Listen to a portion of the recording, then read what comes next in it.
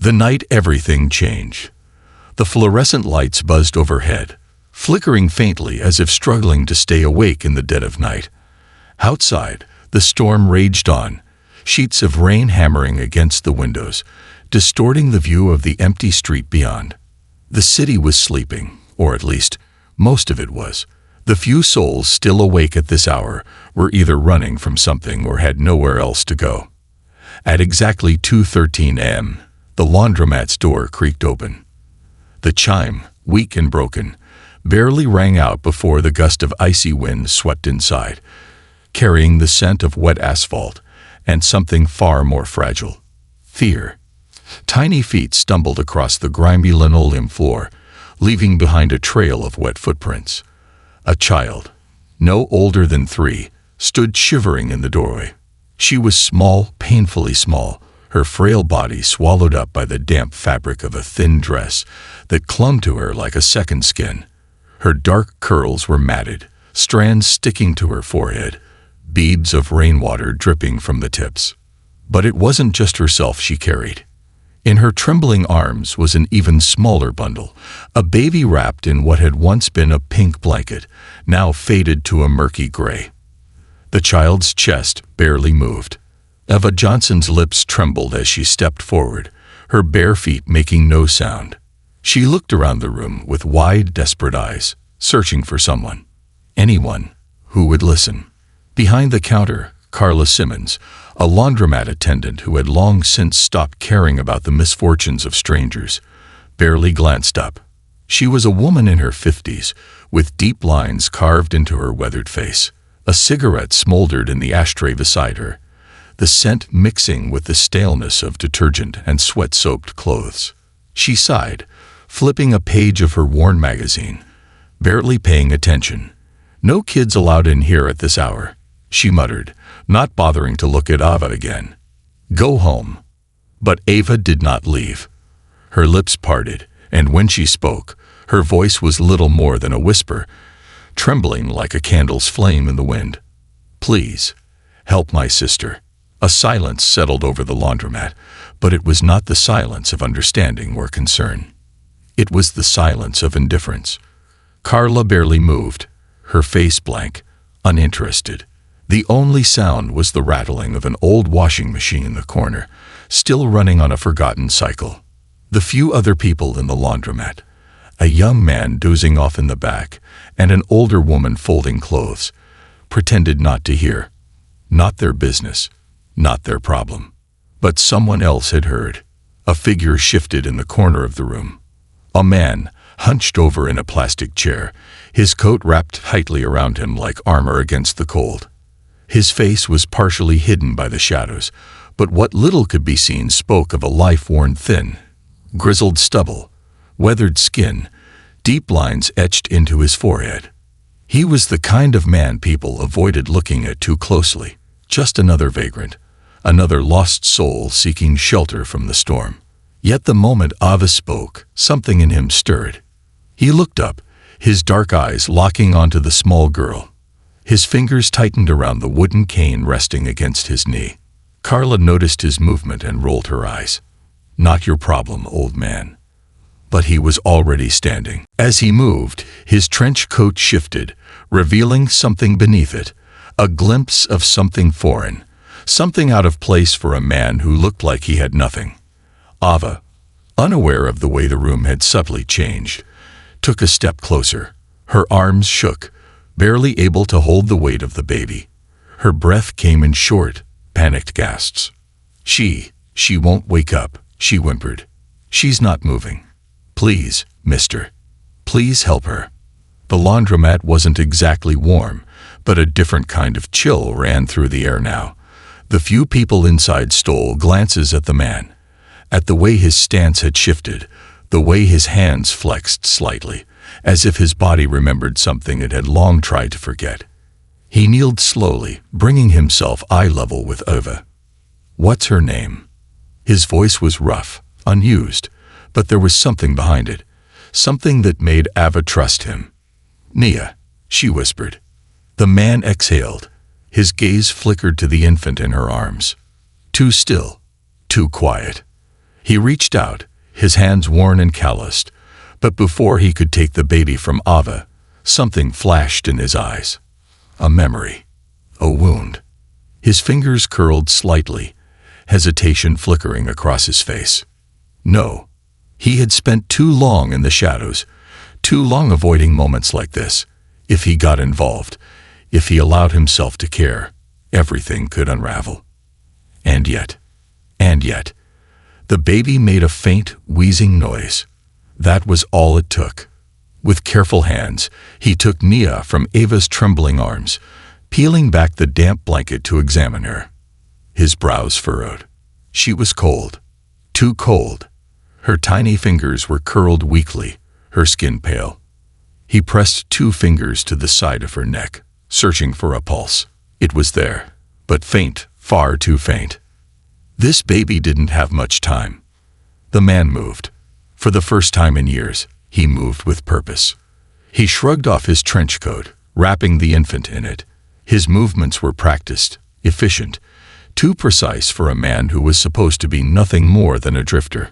Ava watched, wide-eyed, as he pressed the back of his knuckles against Nia's chest, feeling for something unseen. He adjusted her position, then, without hesitation, he bent down and pressed his ear against her tiny ribcage. Seconds stretched into eternity. Then he pulled back. His jaw tightened.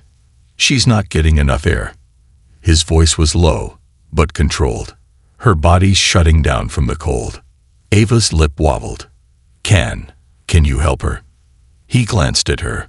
The weight of her question settled over him, suffocating in a way that had nothing to do with the storm outside. Could he? He had once been a man who could. But that life was over, wasn't it? His gaze flickered to Nia again. Too still, too quiet.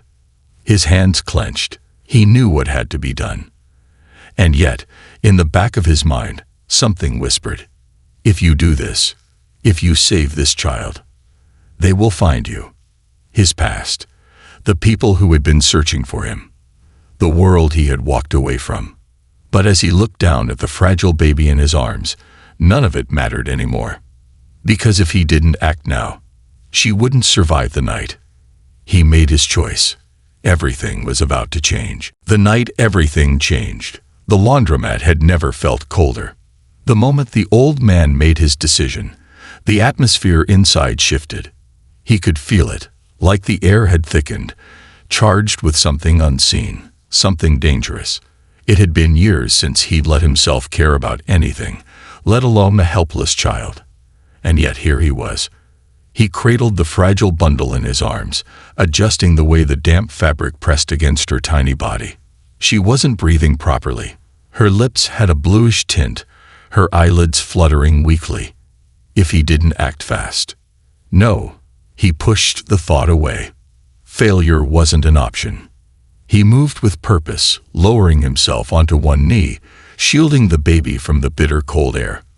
Ava, the tiny girl who had brought her sister here, knelt beside him, her small hands gripping his coat as if terrified he might disappear. The laundromat remained quiet, the hum of the old machines the only sound besides Ava's quick, panicked breaths. From behind the counter, Carla watched with a mixture of suspicion and irritation. "What the hell do you think you're doing?" she asked, flicking ashes from her cigarette onto the counter. The old man ignored her. He had work to do. He unwrapped the baby just enough to feel the shallow rise and fall of her tiny chest. Too slow, too weak. He muttered under his breath. "Damn it." Ava whimpered, shifting on her knees. "Mister, is she?" "She's alive," he answered, though his voice was gruff, his expression unreadable. "But not for long if we just sit here." Carla scoffed, tossing her magazine onto the counter. "You should call an ambulance if you're that worried. Not your problem, old man." At the mention of an ambulance, something flickered in the man's eyes. A hesitation, a calculation. "No hospitals," he said. The words were too fast, too firm. Carla raised an eyebrow. "Why not?" He didn't answer. Because he couldn't. He had his reasons, reasons that had nothing to do with the baby, but everything to do with himself. If he stepped into a hospital, his face would be in a database before sunrise. He'd spent too long hiding in the shadows, covering his tracks, erasing the past. But now, he had a choice to make, and that choice was lying limp in his arms. Do something. His body moved on instinct. Carefully, he tilted the infant's head back just slightly, parting her lips with his thumb. He could feel how cold her skin was, how fragile she seemed. Too fragile. Carla scoffed from the counter, shaking her head. Oh, great. Now you're playing doctor. The man ignored her. His hands knew what to do, even after all these years. He pressed 2 fingers against Nia's sternum, just above her tiny ribcage. Not too hard, not too soft. He gave a gentle press, then another. A light stimulation. Anything to trigger her system, to make her lungs remember how to fight. Nothing. Ava's breath hitched. Is she okay? The man didn't answer. Instead, he leaned down, pressed his lips lightly against the baby's, and exhaled a small, controlled breath. Not too much. Her lungs were too tiny. Just enough. 1 breath. He pulled back, watching her chest rise and fall unnaturally slow. Another breath. Still no reaction. His heartbeat pounded in his ears. It had been a long time since he'd done this. Too long. But the muscle memory remained. He adjusted his fingers and tried again. Come on, kid. Breathe. A second passed. Then another. Then, a tiny, weak gasp. A cough. Then another. The baby's chest heaved suddenly, her body racked with small, shallow coughs. Her fingers twitched, her little lips trembling. Ava let out a sound between a sob and a relieved laugh. She's okay. She's okay. The old man exhaled, his body relaxing slightly, but only for a moment. Because he knew better. She wasn't okay. Not yet. She needed warmth, oxygen, proper care. But she was alive. And that was more than she had been 2 minutes ago. Carla made a noise of disbelief behind the counter. Huh. Guess you do know what you're doing. The old man ignored her. He carefully adjusted Nia, wrapping her securely in his coat, shielding her from the damp air. Ava crawled closer, gently pressing her little hand to her sister's cheek. She's warm, she whispered. She wasn't warm before. She needs more than warmth, the man muttered. His mind was already racing, calculating their next move. He had to get them out of here. He could already feel the weight of too many eyes watching, too many questions forming. Who was he? How did he know how to do that? And most importantly, why was he so afraid of being seen? His past had a way of creeping up when he least expected it, and right now he could feel it creeping in the shadows, watching. The old man tightened his grip on the baby and turned to Ava. Come on, kid. We need to go. Ava frowned, looking hesitant. But where? He didn't have an answer. He should have walked away. He should have handed them off to someone else. But as he looked into Ava's wide, innocent eyes, full of trust, full of hope, he knew that wasn't going to happen. Not tonight. And maybe not ever. He adjusted Nia in his arms and took Ava's small hand in his own. Then, without another word, he led them out into the storm. The past never stays buried.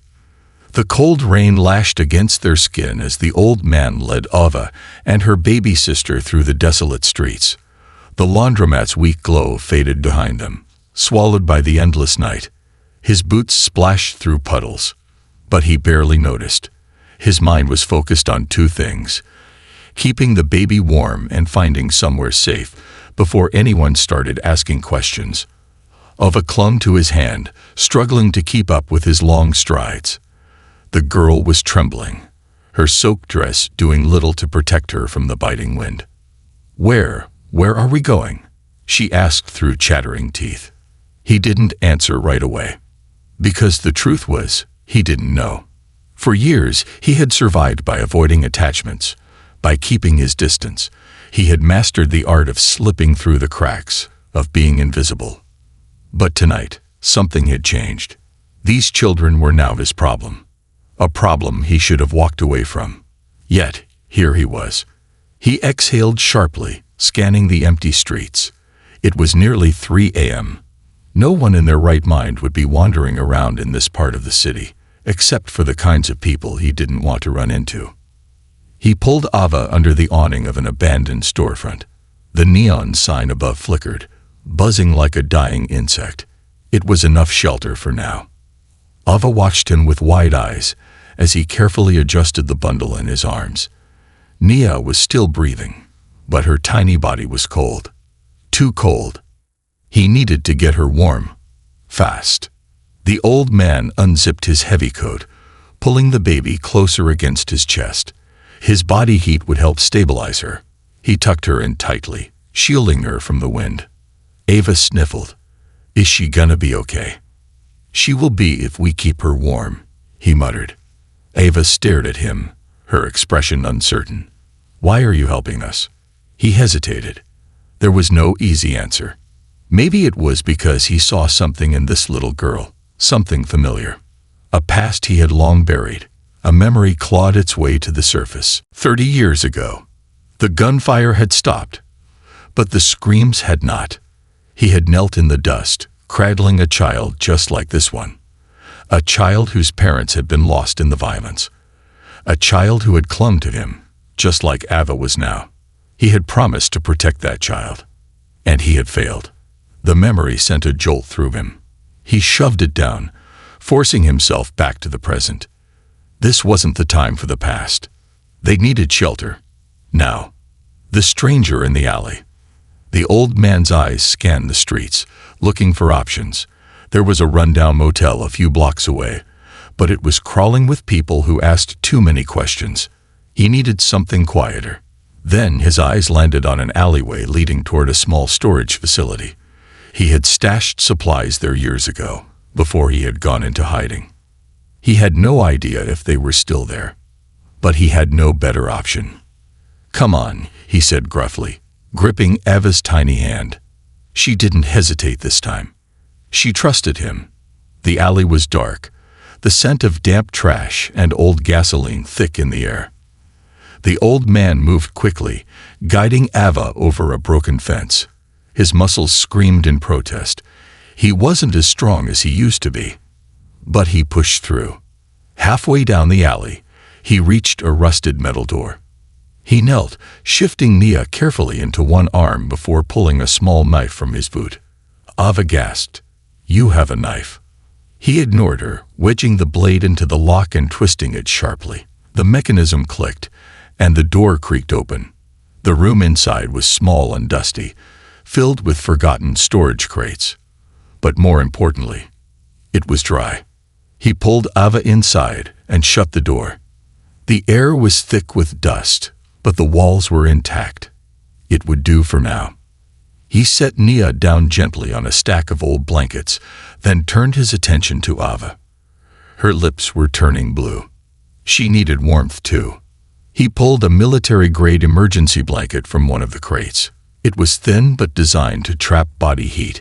He wrapped it tightly around Ava, then sat down beside her. For a moment, there was only silence. Ava leaned against him, exhausted. You're not like other people. He stiffened. What do you mean? She yawned, her voice growing softer. You're different. The way you saved Nia. The way you got us in here. You know things. Like a hero. His stomach twisted at the word. Hero. If only she knew. But she wouldn't. Because no one could ever know who he really was. The men who were looking for him. Outside, in the cold rain, 2 men in black coats stepped out of a sleek black car. Their eyes scanned the streets. They had been following rumors. Whispers of an old man. Asterisk, asterisk, a ghost from their past. Asterisk, asterisk, resurfacing in this part of the city. And now, they had a lead. One of them knelt, pressing 2 fingers into a wet footprint left behind by a tiny barefoot child. A cruel smile crossed his face. We've got him. Hunted in the dark. The air inside the storage room was thick with dust and the musty scent of forgotten years. The single hanging light bulb above flickered weakly, casting long, wavering shadows against the rusted metal walls. The old man sat still, his back pressed against a cold crate, Nia cradled in his arms. Iva was curled up beside him, wrapped tightly in the emergency blanket. She was quiet now, her tiny body drained from exhaustion. But the old man couldn't rest. Every instinct, honed through decades of experience, screamed that they were no longer safe. He had spent years in the shadows, running, hiding, erasing his past. And yet, here he was. Exposed, vulnerable, because he had chosen to help a child. He clenched his jaw. The choice wasn't something he regretted, but it had come at a cost. A soft creak echoed from outside. Footsteps. The old man's muscles tensed. He knew that sound. It was controlled, deliberate. Someone was trying not to be heard. His mind snapped into survival mode. Carefully, he shifted Nia into Ava's arms, placing a gentle hand on the little girl's shoulder. "Stay here," he whispered. "No matter what happens, stay quiet." Ava's frightened eyes locked onto his. "What's wrong?" "Just stay here," he repeated. He rose to his feet, moving silently across the floor. His body may have aged, but his instincts were still razor-sharp. He reached for the small knife in his boot, the same one he had used to break into the storage unit.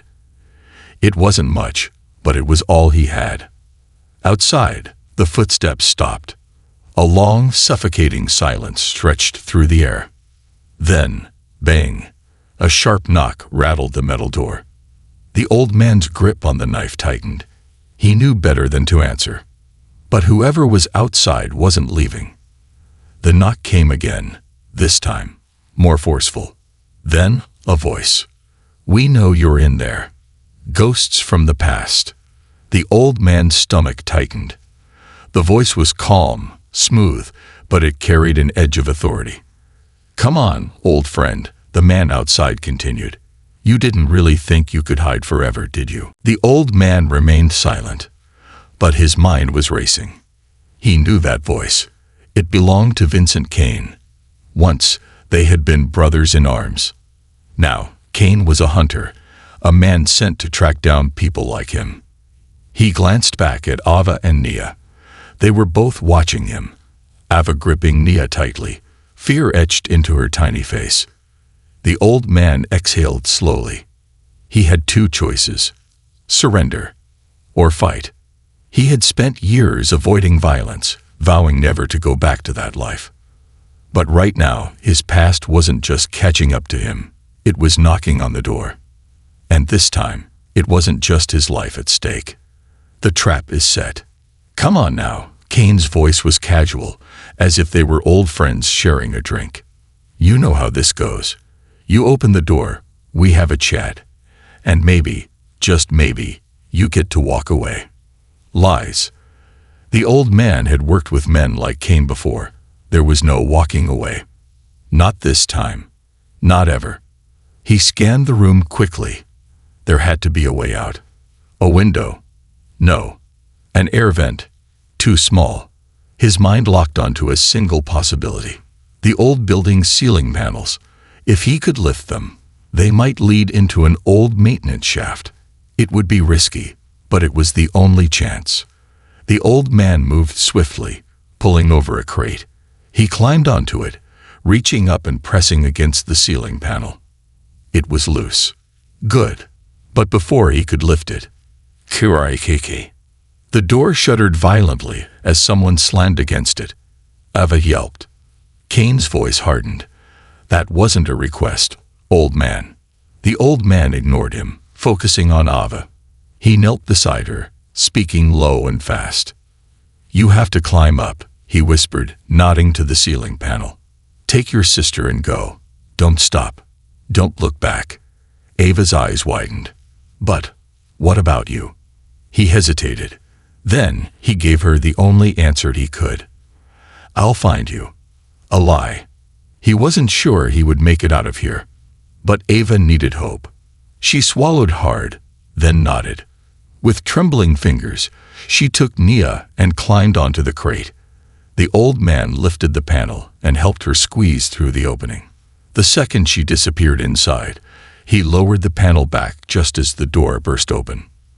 The reckoning. The old man turned, gripping his knife. Two men entered first, black suits, stone-cold expressions, weapons drawn. And then, Cain. He looked just as the old man remembered. Tall, powerful, eyes sharp as a blade. He stepped forward, smiling. "It's been a long time."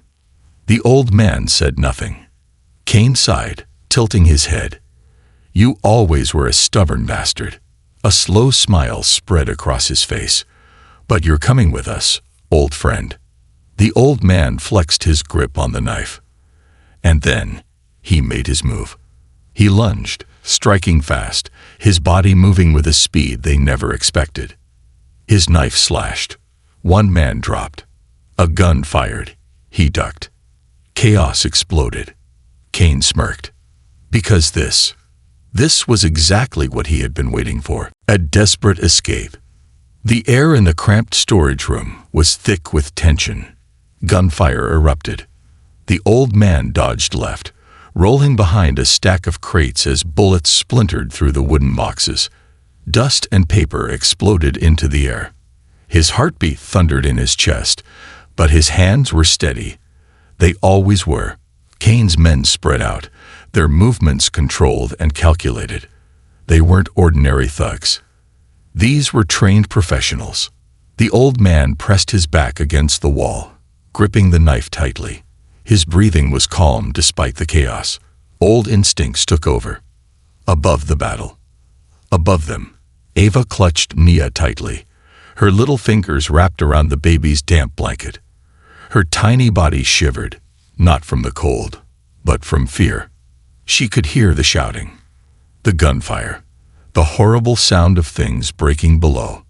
The old man had told her not to look back, but she did. Through the slats in the ceiling, she could see Cain and his men surrounding the old man. And she knew he was going to die. Her small heart pounded, tears welled in her eyes. But then, something deep inside her rebelled. No, he had saved her, saved Nia.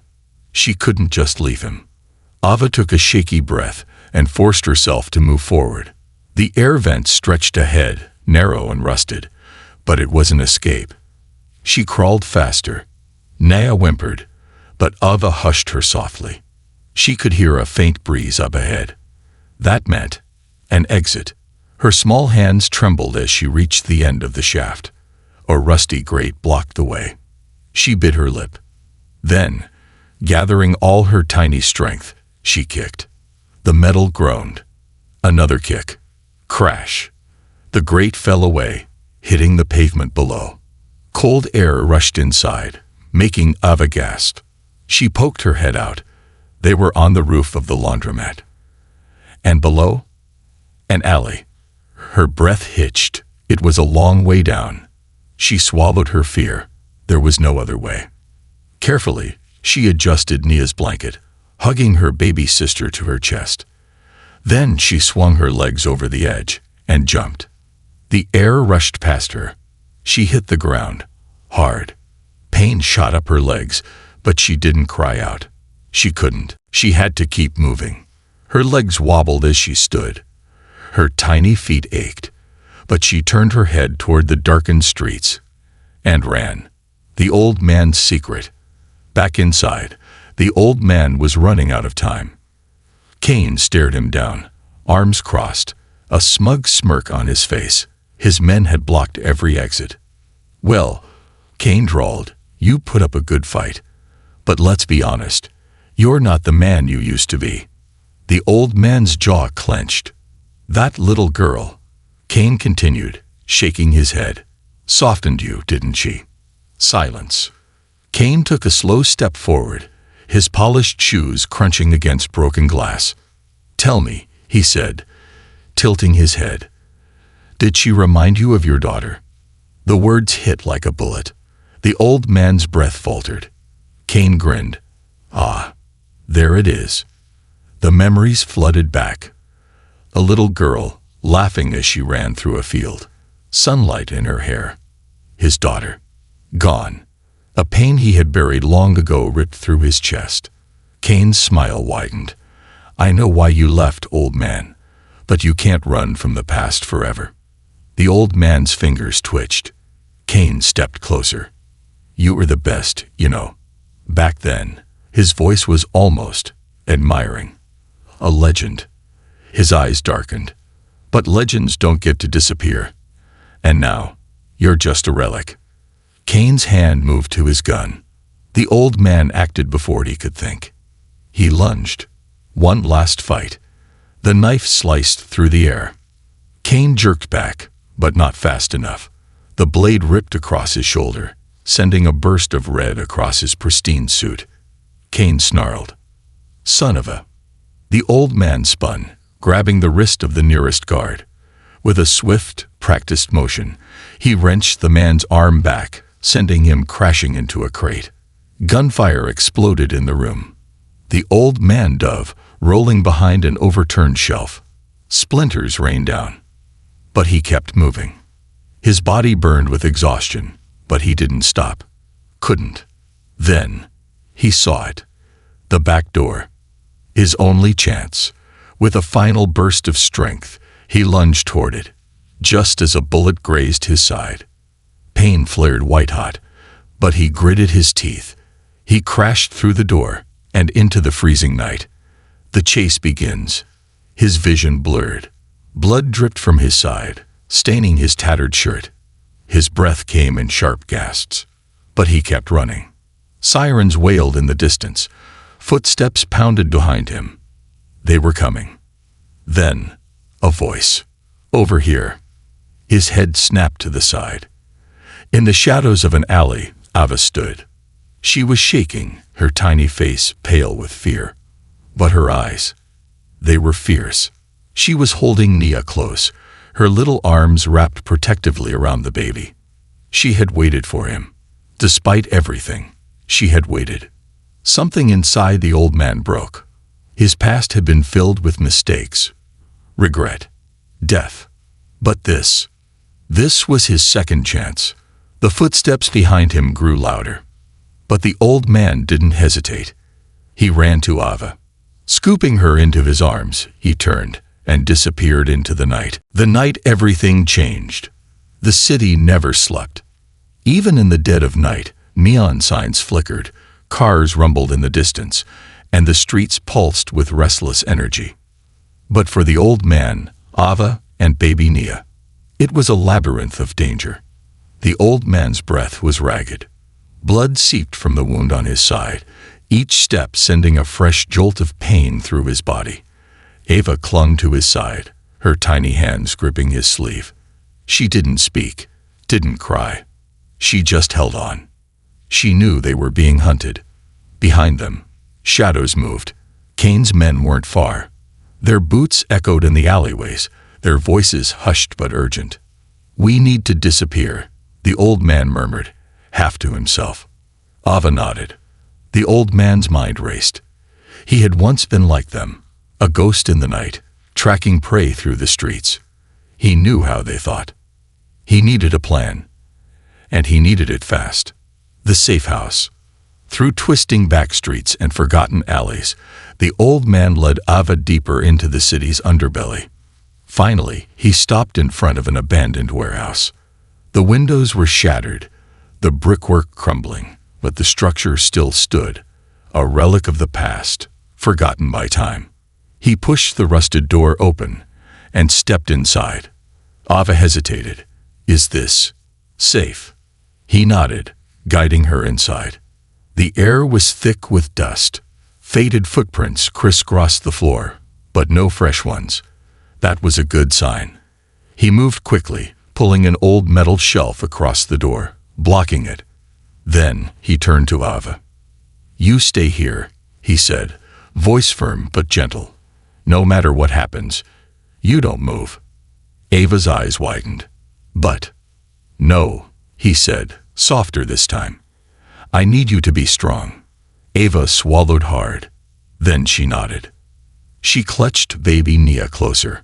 And for the first time, the old man saw something in her eyes. Not just fear.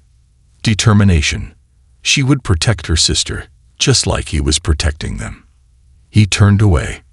He had work to do. Preparing for war. The old man moved through the warehouse like a shadow. This place had once been a hideout, a relic of his old life. And though he had abandoned it years ago, some things remained. He pried open a crate near the back. Inside, supplies. A knife. Some ammunition. And at the very bottom, a gun. He exhaled slowly, fingers tracing the metal. He had sworn never to touch one again. But tonight, he had no choice. The past had come for him. And this time, he would not run. The storm breaks. Minutes later, the first sign came. A distant creak. A soft shuffle of feet. They were here. The old man flattened against the wall, heart steady. He counted the footsteps. 3, maybe 4 men, armed. His grip on the knife tightened. A shadow moved near the entrance. A low voice muttered something. Then, the door slammed open. Light flooded the warehouse. Kane's men moved fast, sweeping in, their guns raised. Find him, one ordered. They spread out, boots thudding against the concrete. The old man exhaled. Then he struck. One by one. He moved like a whisper. The first man barely had time to react before the old man lunged from the shadows, wrapping an arm around his neck and dragging him into the darkness. A single, sharp twist. Silence. The second man turned.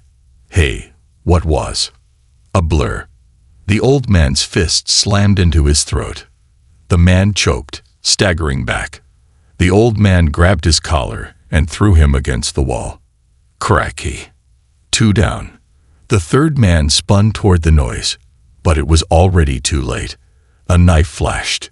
The old man struck fast, precise. The man gasped, clutching his leg as he crumpled to the ground. The old man stood over him, expression cold. Where's Kane? The man coughed, spitting blood. He's coming. A voice rang out from the warehouse entrance. I'm already here. The final confrontation. The old man turned. Kane stood in the doorway, a pistol in one hand. His fine suit was ruined, blood-stained from their last encounter, but his smirk was intact. Impressive, Kane mused, stepping forward. Didn't think you still had it in you. The old man said nothing. Kane sighed. You know how this ends. His gun leveled at the old man's chest. Then, don't. Ava's voice pierced the air. She stood on the second-floor balcony, gripping the railing. Tears streaked her face, but she didn't back down. Kane chuckled. Ah, the kid. He tilted his head. You should have run, sweetheart. Ava's fists clenched. Leave him alone. Kane ignored her. He stepped closer to the old man, raising the gun higher. Any last words? The old man's fingers twitched. His mind raced. He could see the moment coming, the split-second opening he needed. And then, he took it. The last move. A single gunshot rang out. But it wasn't Kane's. Kane's eyes widened. He stumbled back, a bullet hole in his shoulder. Ava lowered a smoking gun. She was shaking. She had found one of the weapons Kane's men dropped. And when it mattered most, she fired. The old man didn't hesitate. He lunged forward, grabbing Kane's gun arm and twisting it hard. Kane screamed as the weapon clattered to the floor. The old man didn't stop. A punch to the gut, an elbow to the jaw. Kane staggered, blood dripping from his mouth. The old man caught him by the collar. And then, he let go. Kane collapsed. It was over. The road ahead. Silence filled the warehouse.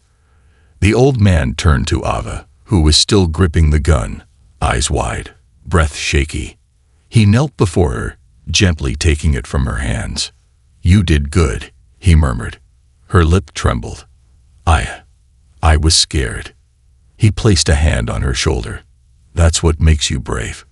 Tears spilled down her cheeks. She threw her arms around him. He hugged her back. For the first time in years, the old man felt something break inside him. Not pain, not regret. Something warmer, something he thought he had lost. Hope. As sirens wailed in the distance, the old man rose. He picked up Nia, holding her close. Ava held onto his sleeve. And together, they stepped into the night. The past was behind him. But the future, that was theirs to decide.